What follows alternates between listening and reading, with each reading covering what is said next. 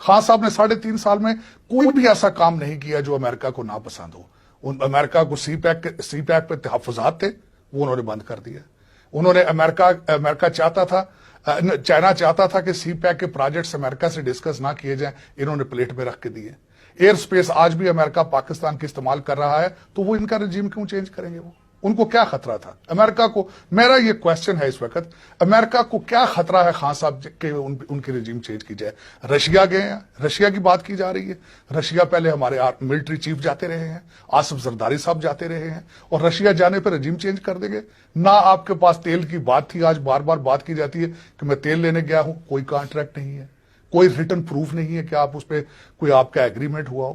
در حقیقت خان صاحب اپنی ویک پرفارمنس 3.5 سال کی، جس میں ایک بھی پروجیکٹ نہیں کیا گیا جو بڑا پروجیکٹ مینشن کیا جا سکے، اس کو چھپانے کے لیے بار بار جیب سے خط نکالتے ہیں اور پاکستان کے ساتھ زیادتی. یعنی خان صاحب کا جو کلیم ہے وہ غلط ہے، وہ صحیح نہیں؟ Absolutely wrong, absolutely. اس کے کوئی گراؤنڈز نہیں ہیں، لیکن کوئی ریالٹی ایٹ آل. اور دیکھیں سب سے بڑی بات، جب رجیم کنٹری چینج کرنا بھی چاہتے ہوں تو وہ اس طرح بتا کے نہیں کرتے. وہ اوپن میٹنگز میں ڈسکس نہیں کرتے جہاں لوگ بیٹھ کے پیچھے نوٹس بھی لے رہے ہوں. انہوں نے آپ سے پوچھ کر رجیم چینج کرنی تھی.